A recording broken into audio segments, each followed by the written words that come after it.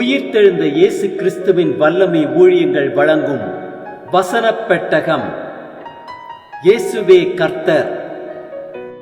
இயேசுவையே தேவன் ஆண்டவரும் கிறிஸ்துவுமாக்கினார்.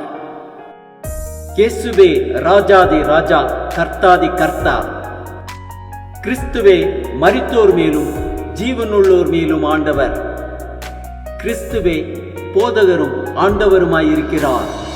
வசனப் பெட்டகத்தின் இன்றைய தின கருப்பொருள் பாவத்தை மேற்கொள்ளுதல்.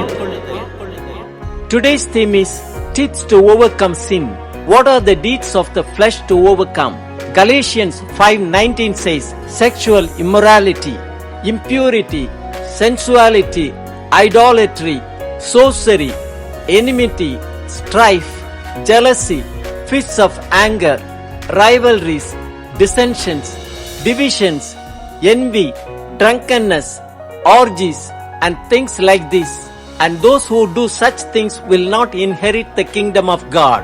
Why should we overcome sin? Sin ultimately leads to death. Sin leads to suffering and pain. Sin has a lasting effects. Sin separates us from God. Sin leads to bigger sin. God hates sin. Tips to overcome sin. Identify the sin and confess to God, then you are on your way to overcoming sins. Avoid the cause of sin. 1 Corinthians 10:12 says, therefore let him who thinks he stands take heed lest he fall. Hate evil and love good. You can overcome sin by the word of God. Word of God equips us for every good work. Word of God teaches us how to live and what to believe.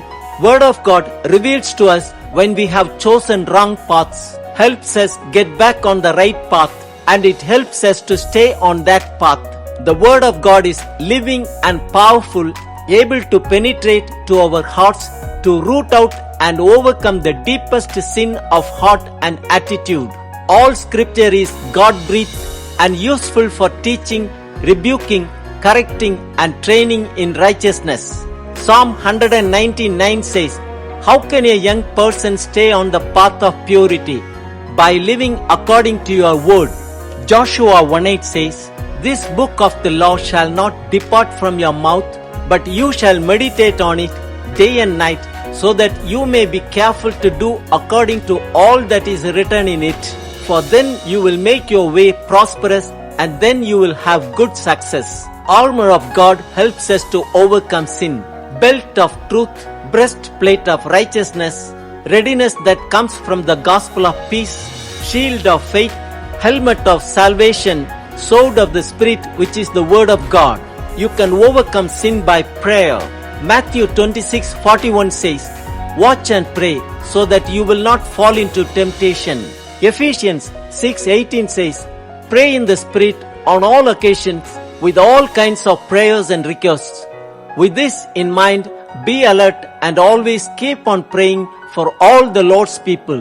The Holy Spirit helps us to overcome sin. 1 John 3:9 says, no one who is born of God will continue to sin, because God's seed remains in them. They cannot go on sinning because they have been born of God. Presence and the filling of the Holy Spirit in our heart are essential to overcoming sin. The Spirit empowers us to recognize and overcome sin. Galatians 5:16 says, walk by the Spirit and you will not gratify the desires of the flesh. Ephesians 4:22-24 says, you were taught with regard to your former way of life to put off your old self, which is being corrupted by its deceitful desires, to be made new in the attitude of your minds. Reward to those who overcome sin. Revelation 3:21 says, to him who overcomes, I will grant to sit with me on my throne, as I also overcame and sat down with my Father on his throne. Let the Holy Spirit helps us to overcome sin and to lead a successful Christian life. God bless you all. நான் உமக்கு விரோதமாய் பாவம் செய்யாதபடிக்கு உமது வாக்கை என் இருதயத்தில் வைத்தேன். பாவத்தை மேற்கொள்ளுதலை குறித்ததான வேத வசனங்களை பார்க்கலாம். சங்கீதம் 51:10 வாசிக்கிறோம், தேவனே சுத்த இருதயத்தை என்னிலே சிருஷ்டியும், நிலைவரமான ஆவியை என் உள்ளத்திலே புதுப்பியும். தானியேல் 7:27 வாசிக்கிறோம், வானத்தின் கீழெங்குமுள்ள ராஜ்யங்களின் ராஜ்யமும் ஆளுகையும் மகத்துவமும் உன்னதமானவருடைய பரிசுத்தவான்களாகிய ஜனங்களுக்கு கொடுக்கப்படும். அவருடைய ராஜ்யம் நித்திய ராஜ்யம். சகல கர்த்தத்துவங்களும் அவரை சேவித்து அவருக்கு கீழ்ப்பட்டிருக்கும் என்றான். மத்தேயு 5:48 வாசிக்கிறோம், ஆகையால் பரலோகத்தில் இருக்கிற உங்கள் பிதா பூரண சற்குணராய் இருக்கிறது போல நீங்களும் பூரண சற்குணராய் இருக்க கடவீர்கள். அப்போஸ்தலர் 22:16 வாசிக்கிறோம், இப்பொழுது நீ தாமதிக்கிறதென்ன? நீ எழுந்து கர்த்தருடைய நாமத்தை தொழுது கொண்டு ஞானஸ்நானம் பெற்று உன் பாவங்கள் போக கழுவப்படு என்றான். அப்போஸ்தலர் 2:21 வாசிக்கிறோம், அப்பொழுது கர்த்தருடைய நாமத்தை தொழுது கொள்கிறவனெவனோ அவன் ரட்சிக்கப்படுவான் என்று தேவன் உரைத்திருக்கிறார். ரோமர் 6:12, 13, 14 வாசிக்கிறோம், ஆகையால் நீங்கள் சரீர இச்சைகளின்படி பாவத்திற்கு கீழ்ப்படியத்தக்கதாக சாவுக்கேதுவான உங்கள் சரீரத்தில் பாவம் ஆளாதிருப்பதாக. நீங்கள் உங்கள் அவயவங்களை அநீதியின் ஆயுதங்களாக பாவத்திற்கு ஒப்புக்கொடாமல் உங்களை மரித்தோரிலிருந்து பிழைத்திருக்கிறவர்களாக தேவனுக்கு ஒப்புக் கொடுத்து உங்கள் அவயவங்களை நீதிக்குரிய ஆயுதங்களாக தேவனுக்கு ஒப்புக் கொடுங்கள். நீங்கள் நியாயப்பிரமாணத்திற்கு கீழ்ப்பட்டிராமல் கிருபைக்கு கீழ்ப்பட்டிருக்கிறபடியால் பாவம் உங்களை மேற்கொள்ள மாட்டாது. ரோமர் 8:12, 13 வாசிக்கிறோம், ஆகையால் சகோதரரே, மாம்சத்தின்படி பிழைப்பதற்கு நாம் மாம்சத்துக்கு கடனாளிகள் அல்ல. மாம்சத்தின்படி பிழைத்தால் சாவீர்கள், ஆவியினாலே சரீரத்தின் செய்கைகளை அழித்தால் பிழைப்பீர்கள். 1 கொரிந்தியர் 10:12, 13 வாசிக்கிறோம், இப்படி இருக்க தன்னை நிற்கிறவன் என்று எண்ணுகிறவன் விழாதபடிக்கு எச்சரிக்கையாய் இருக்க கடவன். மனுஷருக்கு நேரிடுகிற சோதனையே அல்லாமல் வேறே சோதனை உங்களுக்கு நேரிடுவதில்லை. தேவன் உண்மையுள்ளவராய் இருக்கிறார். உங்கள் திராணிக்கு மேலாக நீங்கள் சோதிக்கப்படுகிறதற்கு அவர் இடம் கொடாமல் சோதனையை தாங்கத்தக்கதாக சோதனையோடு கூட அதற்கு தப்பிக்கொள்ளும்படியான போக்கையும் உண்டாக்குவார்.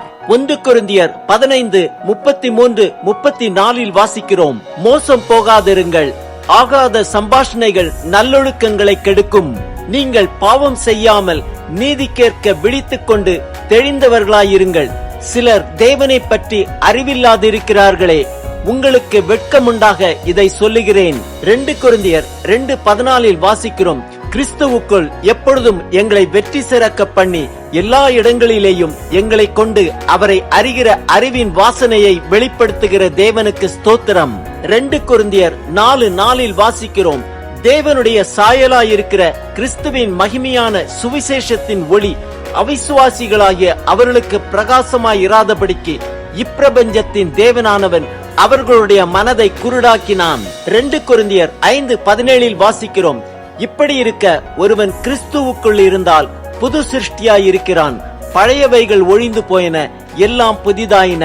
2 கொரிந்தியர் 5:21 வாசிக்கிறோம், நாம் அவருக்குள் தேவனுடைய நீதியாகும்படிக்கு பாவம் அறியாத அவரை நமக்காக பாவமாக்கினார். கலாத்தியர் 5:16 வாசிக்கிறோம், பின்னும் நான் சொல்லுகிறது என்னவென்றால், ஆவிக்கேற்றபடி நடந்து கொள்ளுங்கள், அப்பொழுது மாம்ச இச்சையை நிறைவேற்றாதிருப்பீர்கள். ஆம், பாவம் நம்மை மேற்கொள்ளாதபடிக்கு கர்த்தருடைய வாக்கை நம் இருதயத்திலே வைத்து வைப்போம். பூரண சற்குணராயிருப்போம். ஆவியினாலே சரீரத்தின் செய்கைகளை அழிப்போம். அப்பொழுது மாம்ச இச்சையை நிறைவேற்றாதிருப்போம்.